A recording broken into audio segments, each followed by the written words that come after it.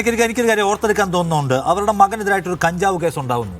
കേരളത്തിലെ പോലീസാണ് എഫ്ഐആർ ഇട്ടത്. ഏത് മറ്റേ കുപ്പിയും ഓമത്തണ്ടും ഒക്കെ ഉപയോഗിച്ച് കഞ്ചാവ് വലിച്ചെന്നാണ് എഫ്ഐആറിൽ എഴുതി വെച്ചിരിക്കുന്നത്. സജി ചെറിയാൻ തന്നെ കുട്ടികൾ കൂട്ടം കൂടി ഇരുന്ന് സിഗരറ്റ് വലിച്ചു കാണും, അതിനെന്താ കുഴപ്പമെന്ന് ചോദിച്ചു അതിനെ ഓൺ ചെയ്യുന്നുണ്ട് എന്നോർക്കണം. ആ വാർത്ത കൊടുത്ത മാധ്യമങ്ങളെ എങ്ങനെയാണ് ഈ പ്രതിഭ കൈകാര്യം ചെയ്തതെന്ന് ഉപയോഗിച്ച വാക്ക്, തെരുവിൽ ശരീരം വെക്കുന്ന സ്ത്രീകളൊക്കെ ഇതിനേക്കാൾ അന്തസ്സുണ്ടല്ലോ എന്ന് പറഞ്ഞുകൊണ്ട് ആക്ഷേപിച്ച ആളാണ് പ്രതിഭ. അതിന് മാപ്പൊന്നും പറഞ്ഞിട്ടില്ല.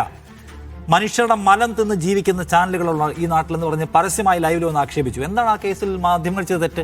അവരുടെ മകനെതിരെ കേരള പോലീസ് കഞ്ചാവ് ഉപയോഗിച്ചതിന് എഫ്ഐആർ ഇട്ടു, അത് വാർത്ത കൊടുത്തു. അതിന്റെ രോഷം അവർ തീർത്തത് മാധ്യമ പ്രവർത്തകരെ കേട്ടാൽ അറയ്ക്കുന്ന ഭാഷയിൽ അധിക്ഷേപിച്ചുകൊണ്ടാണ്. വംശീയമായ പരാമർശം അതിനകത്തുണ്ടായി. ഏറ്റവും വൃത്തികെട്ട വാക്ക് ഉപയോഗിച്ചു. തെരുവുവേശ്യകൾക്ക് സമാനം എന്ന് പറഞ്ഞ് അവരെ അധിക്ഷേപിച്ച ആളാണ് ഈ യു പ്രതിഭ. അപ്പോൾ യു പ്രതിഭ താൻ ഉപയോഗിക്കുന്ന വാക്കുകൾക്കകത്ത് എന്തൊക്കെ തരത്തിലുള്ള മാറ്റം വരുത്തണമെന്ന്, യു പ്രതിഭയ്ക്കെതിരെ ഒരു ആക്രമണം ഉണ്ടായപ്പോൾ കേരളം ഒന്നാകെ അവരുടെ കൂടെ നിന്നു. അവരും ആലോചിക്കേണ്ട കാര്യമുണ്ട്. താൻ തിരുത്തേണ്ടത് എന്താണ്, തൻ്റെ കാഴ്ചപ്പാടും തൻ്റെ വർത്താനം തിരുത്തേണ്ടത് എവിടെയാണ്. അതിൽ മാധ്യമങ്ങൾക്ക് പിഴച്ചു പോയെങ്കിൽ അവരുടെ ആക്രമണത്തെ ഞാൻ തള്ളി പറയില്ല. അതിലെവിടെയാണ് മാധ്യമങ്ങൾ തെറ്റിയത്? ഞാൻ പറഞ്ഞ സജി ചെറിയാൻ ഒരു പൊതുവേദിയിൽ പറയാണ് കൂട്ടം കൂടി വലിച്ചു കാണുമെന്ന്. അപ്പോൾ സജി ചെറിയാൻ തന്നെ ഓൺ ചെയ്യാണ്. എഫ്ഐആറുള്ള കേസാണ്. അതിലാണ് ഈ വർത്താനം പറഞ്ഞു നോക്കുന്നത്. ആ വർത്താനത്തിൻ്റെ സ്വഭാവത്തെക്കുറിച്ച് കൂടി അവർ ആലോചിക്കേണ്ടതുണ്ട്.